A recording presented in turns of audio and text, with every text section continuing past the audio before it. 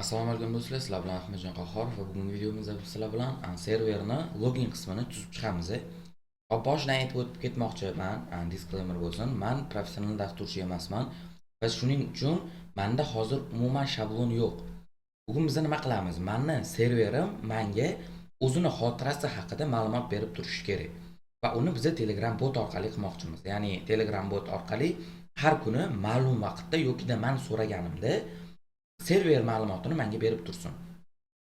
Hop, buni hozir sizlar bilan qilamiz. Hop, unda terminalga o'tamiz va ishni boshlaymiz. Birinchi o'rinda biza desktop kodi va info from server degan bitta folder ochib, unga kirib olaman. Ya'ni kodimizni yozadigan folderimiz bo'ladi. Va biza bot.py yozamiz, run.py yozamiz va start.py yozamiz. Ya'ni bizda juda katta kodlar yo'q, faqat shularni o'zi yetarli. Va bitta Python 3 env qilib bitta env ochib olamiz va terminalni qaytadan ishga tushiramiz. U envni aktivatsiya qilib olishi uchun do'stlar. Which pip not found. Mana endi aktivatsiya bo'ldi. Endi pip ham topiladi. Tak pip install aogram 25.1. Bu Telegram bot uchun va bizga dokumentatsiya kerak bo'ladi. Firefox ishlatamiz dokumentatsiyalarni olishga. Birinchi o'rinda bizga kerak bo'lgan dokumentatsiya bu Linux get disk space free просто space yozamiz usage. Endi bizda mana bundan komandalarni chiqarib berishi kerak do'stlar. Tak.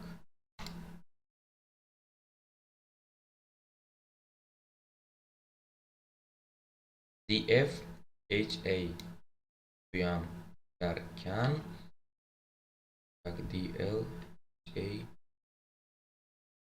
va unda buni tekshirib ko'ramiz. VS Code bilan buni ham otib olaylik. dh endi yo'q, adashdim. df hop do'stlar, mana bu yoqda bizda mana bu komandani terganimizda bizga ma'lumotlarni chiqarib beryapti.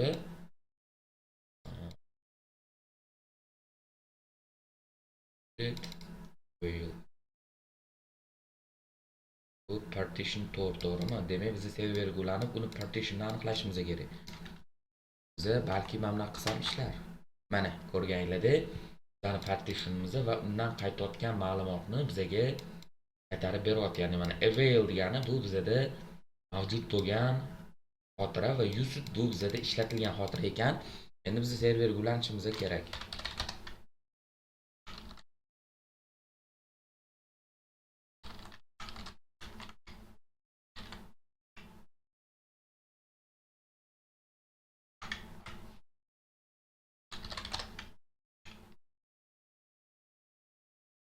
Hop do'stlar, biz serverga ulanib oldik. Endi biz mana bu komandani serverga terishimiz kerak va bizga partition mana qaytaradi. Va o'sha komandaning yoniga partitionni ham yozishimiz kerak va mana bu bizga kerakli komanda ekan. Endi biz bitta utils folder ochamiz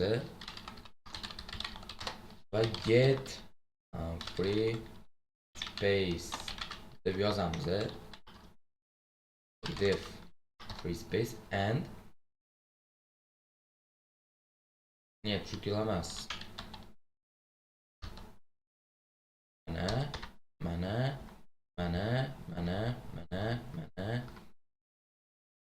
Oho. Endi get free space ni ishga tushirib ko'rishimiz kerak. Faqat mana bu qism, mana bu qism hozir bizda o'zgaradi. Ya'ni biz o'zimiz kompyuterimiznikini test qilib olishimiz kerak. Keyin serverga moslab chiqsa bo'ladi mana. To'g'ri qildim. Endi Python 3 utils py qilsam, bizga hech qanaqa ma'lumot qaytmadi. Demak, return null qaytyapti. Biz yo'q qilamiz-da. Print lines boramiz. O'shanda chiqishi mumkin bizda mana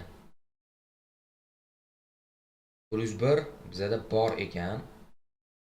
Qaranglar, biz buni nima bilan ajratib olsak bo'ladi? Mana bilan ajratib olsak bo'ladi. Linus. Bu stop, buni o'zi bitta tak, line teng Linusni ichidagi 1 bo'ladi va split bo'ladi. Return free space. Ana endi biz buni ishga tushirib ko'rsak, hech narsa qaytmadi. Demak, partsni o'zini berib olishimiz kerak va shunda ham hech narsa qaytmadi. Tak, o'z umuman partsni, shoshmanglar, biz print yozmadik-ku.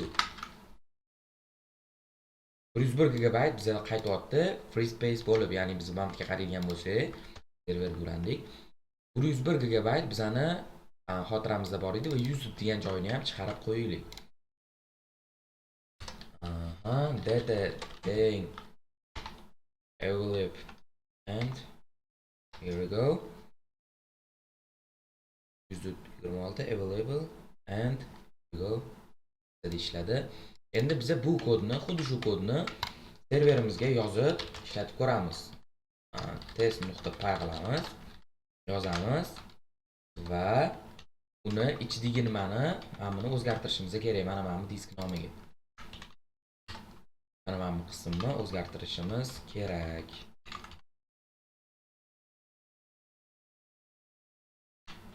Here we go. Endi test.py ishga tushirsak, bizda Python here size 20, user to'g'ri available 15 GB, 124% va root. Bizani hamma ma'lumotimiz juda chiroyli tarzda qaytyapti. Ana endi biz qilishimiz kerak bo'lgan narsa, env yozamiz. Env kerak emas. env emas, config.py yozib olaylik. O'shanda biz disk partition nima deb yoziladi mana bu narsa? Mana bu locate bo'ladi. Bundoq qilib turib, mana buni beramiz. Serverimizdagi partition locate'ni bizga berib qo'yishimiz kerak ekan. Eng zo'r yechim bizga baribir env ekan, chunki bu kodni faqat bitta serverda emas, ko'p serverlarda ishlatishim mumkin va bu holatda men hamma serverga bitta env example'dan olib bersam bo'ladi ekan. Mana bundoq qilinadi-da, mana berib qo'yiladi. Ma'lumotlar olib qo'ysa ham bo'ladi menimcha. Hozir biz buni ishlatib ko'rganimizdan keyin aniq javob beraman. Keyin bizga pip install.env kerak bo'ladi. import.env import load env and partition locate os ni import qilamiz. Va .env nega topilmadi? Chunki biz bitta reload qilishimiz kerak. Ya'ni bizga shu joyi mana buni topib olish uchun. Shunchaki VS Code'ni bitta yopib ochib olishni o'zi kifoya qiladi. Bu topdim yo'qmi bilmadim, lekin xato chiqarmadi, topdim. Mana hammasi yaxshi. Endi qaranglar. Biz utilsda mana bu qismga yozishimiz kerak. Partition deb teng qilamiz.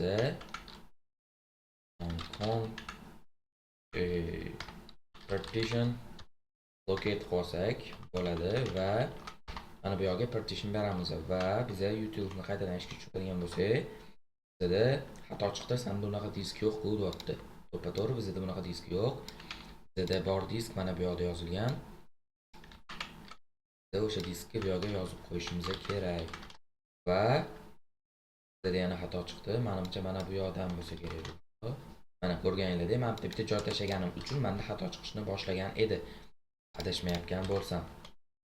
Menda уже ishlayapti, Xudoga shukr. Endi qaranglar, bu bizga ma'lumot qaytardi. Bizda config ishladi. Yo'qida configni yozmaganim ma'qulmi? Yozganim ma'qul, chunki bizda bot token degan narsa bo'ladi. Va mana bunaqa hokazo har hozo bo'ladi va admin bo'ladi. Va bizda yana nima bo'ladi? SSH esa shart emas, chunki biz serverimizni to'g'ridan to'g'ri ishga tushirib qo'yamiz. Yo'g'ida yana bitta skript qilsa bo'ladi. SSH bilan ulanib, keyin ma'lumot olib, yana chiqib ketadigan qilsa bo'ladi. Bunda umuman kerak bo'lmaydi anu narsa. Nima deydi? Вообще-то mana bu kodlarni serverga yuklash ham kerak bo'lmaydi. Lekin bu уже 2-3 ta proyekti bor, o'zini proyekti bor dasturchilarga qulayroq bo'ladi. Endi xo'p, biz nima qilamiz? Bizani mana bu konfigimiz tayyor. Biz bitta env example bilan to'g'ri yozdim menimcha. Git ignore yozishimiz kerak. Va git ignore ga emas, buni env example yoziladi. Git ignore ga ven'ni qo'shamiz va env ni qo'shamiz. Bizda menimcha boshqa nima yo'q, problema yo'q. Endi biz botni yozishni boshlasak bo'ladi. Eogramdan olamiz dispatcher va bot.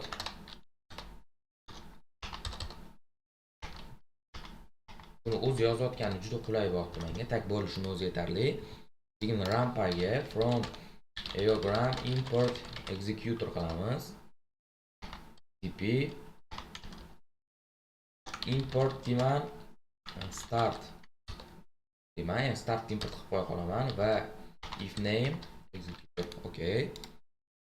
Endi from eogram import types va from bot I don't have from utils free space start bosilganida ma'lumotlarni qaytarib beruvchi qilamiz. Get free space. Bizda hozir hech qanaqa problema yo'q, lekin bu to'liq ma'lumotlarni qaytarib beradi. Xo'p, endi biz Telegramga kirib olishimiz kerak. Telegramga kirib olishimiz kerak va bu yerdan biz mana botlarim mana bu yerdan tokenni olishimiz kerak. Testing uchun bizga mana shu token bo'laveradi. Buni biz bu yerga qo'yamiz va Telegramga qaytib o'sha botga kirib olamiz va botimizni ishga tushirib ko'ramiz. Xato chiqishi tabiiy holat uje. Bu yerda bizga bot token berilmadi va admin berilmadi. Admin integer bo'ladi, bitta admin bo'ladi xudo xolasa. Mana endi biz start bosadigan bo'lsak, bizda mana o'zimiz sistemamizni qancha joyi bor, necha foiz to'lgan, nima qanaqa ma'lumotlarni qaytarib beryapti ekan. File system va hokazo va hokazo. Yaxshi, endi biz admin start bosilganida deymiz. If message from id teng bo'lsa deymiz. Else you are not admin this dot. So inner html nice format deymiz va buni response-ni qaytadan yozdiramiz. Desam bu baribir o'shnaqa yozdi. Demak, biz bunaqa yo'l tutmaymiz. Biz bundoq turib first mode html qilamiz. Keyin bundoq qilib mana bu holatda yozsak bo'ladi ekan.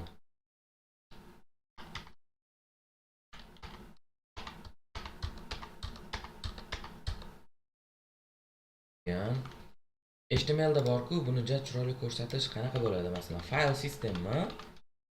O'zimma file sistem emas, mana bu yerga hammasini tanlab olsak bo'lar ekan va bularni mana bu yerga b tagini yozamiz va bu yerga bitta b tagini yozamiz. Botni qaytadan ishga tushiramiz va admin emasam bu botda deyapti. Biz o'zimizning ID'mizni olishimiz kerak. Buning uchun get ID qilib ID'mizni olamiz. Keyin env ga kirib env ga joylaymiz.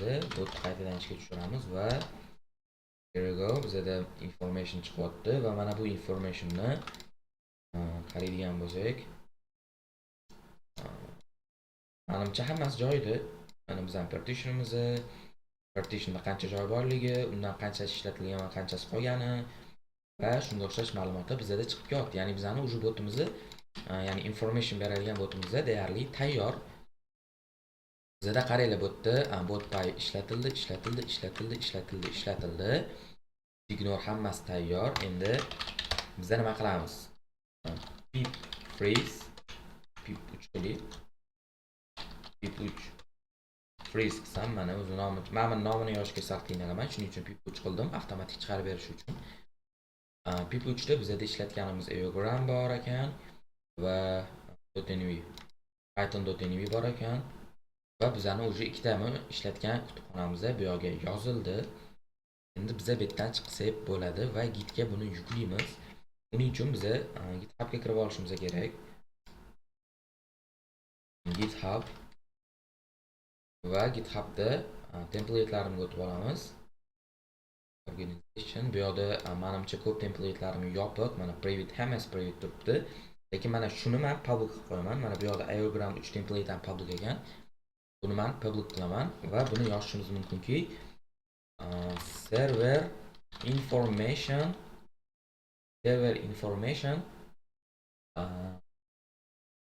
free просто server information get server information. To'xtanglar, o'zi formati qanaqa? Shunda ko'rib oling, chunki nomlashimda mana format bor. Mana Athens Django project, eogram template, ya'ni o'rtada ishlatilgan narsa qo'shib ketilar ekan ko'pincha menda, to'g'rimi? Demak, biz yozishimiz kerak-ku server information eogram keyin oxirida project template. Biza yozamiz script deb, ya'ni bu o'sha skriptga kirib ketadi. Bizani yozayotgan kodimiz va biza yangi proyekt yaratib olamiz. Keyin mana bu kodni kopirovat qilib olishimiz kerak va terminalga tashlaymiz. Faqat mana bu yerda add qismida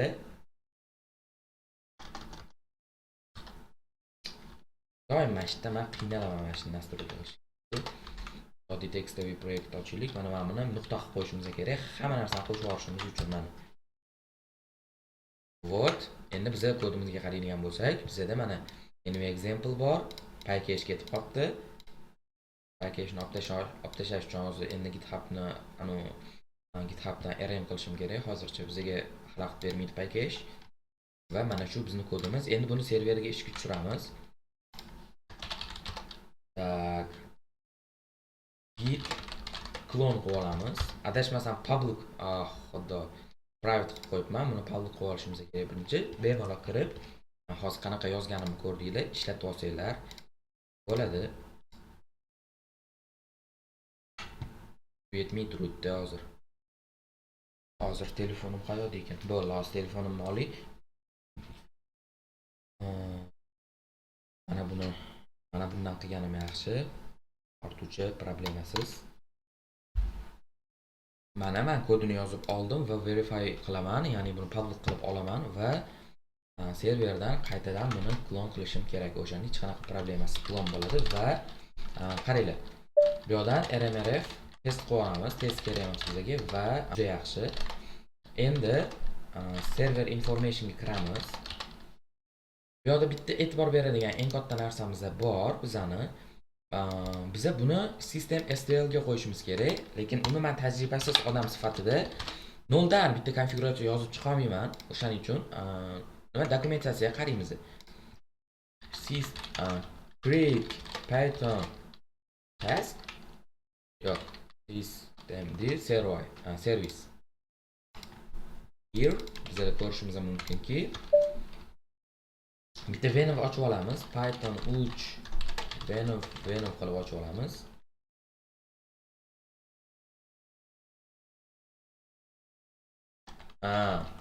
Mana xato yozib qo'ydim. Voy, yana o'shanaqa yozdim. Venv Python 3m nima bo'ldi?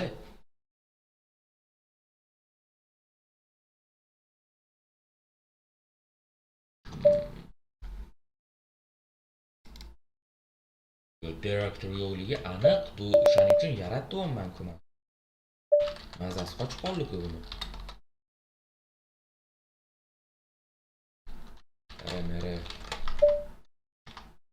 boshqa ish qilaylik. Python 3 Venom. Ana endi bu yaratadi. Package-dan bo'tgan ekanda bu. Degan source Venom int activate va push install r requirements txt. Bizga kerak bo'lgan hamma paketlar o'rnatib olinishini kutamiz.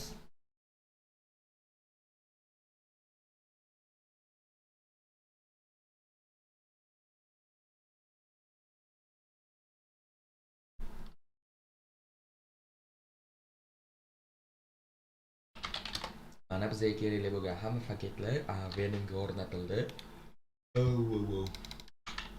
Endi mana buni ishga tushiramiz. Faqat mana bu qismiga nom berishimiz kerak. Men aytaman info bot deyman. Keyin asosiy muammo env yozmadik. O'shani ham to'g'rilab qo'yishim kerak. Buni botga qo'yaman. Faqat mana user bin bo'lmaydi. Root bo'ladi. Yo'q deyli. Men saqlanib qilmaydi. Birinchi men buni avvaliy ana endi ochsak bo'ladi. Qo'yamiz. Betga qo'yamiz. Buni olamiz. Mana root service Venom bin Python 3 bo'ladi adashmasam.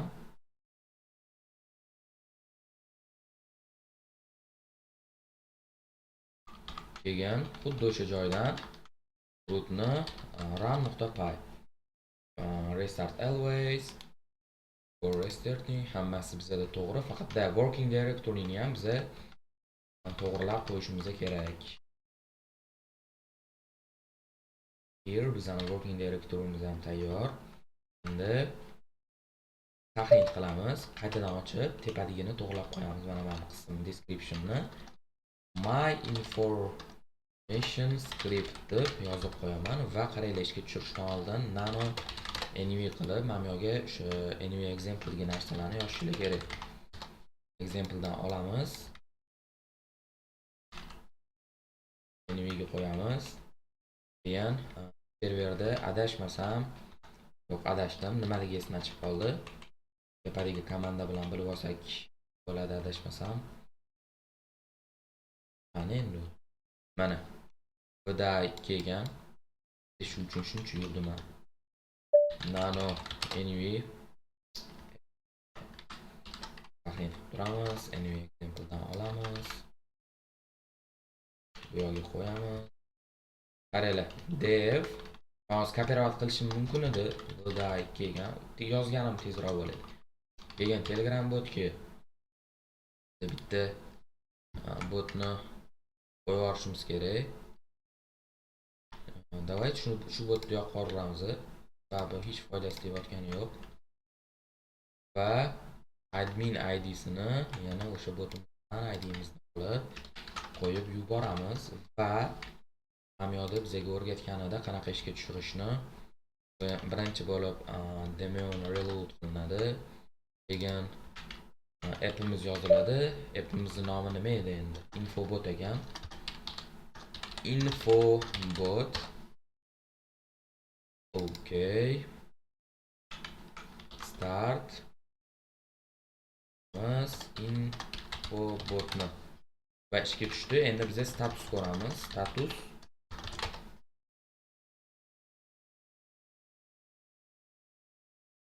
what is this? Tushganmi shunda bu? Status. Wait for me. Botga kirib start bosib ko'rish kerak, ishga tushganmi? Ishga tushmagan. Men xato ko'ryapti status holatda. Davay mana bu komandani biz o'zimiz kiritib qo'yamiz, ya'ni biz ishga tushib ko'ramiz. Bizning botimiz hozir ishga tushgan bo'lishi kerak edi. Activating restart. Biz ham mana xato yozganmiz infobot servisi. Mana bu yerda xato bor. Exe command'dami, restart'dami, qayoqdadir bor xato. Давайте biz hech kim bizani urishmaydi. What's problem here desa, what problem here? Sana men to'g'ri deyapti lekin. Oh fuck.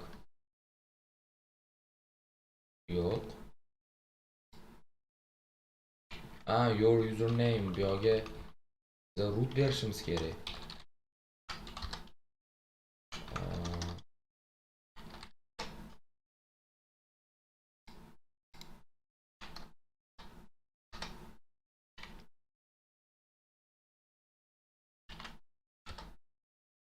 Ana bizani skriptimiz ishga tushdi serverda. Endi biz serverni bemalol o'chirib, bemalol tegi-tugi bilan o'chirib emas, uzunma terminaldan chiqib ketsak ham bizani kodimizda ishlayveradi.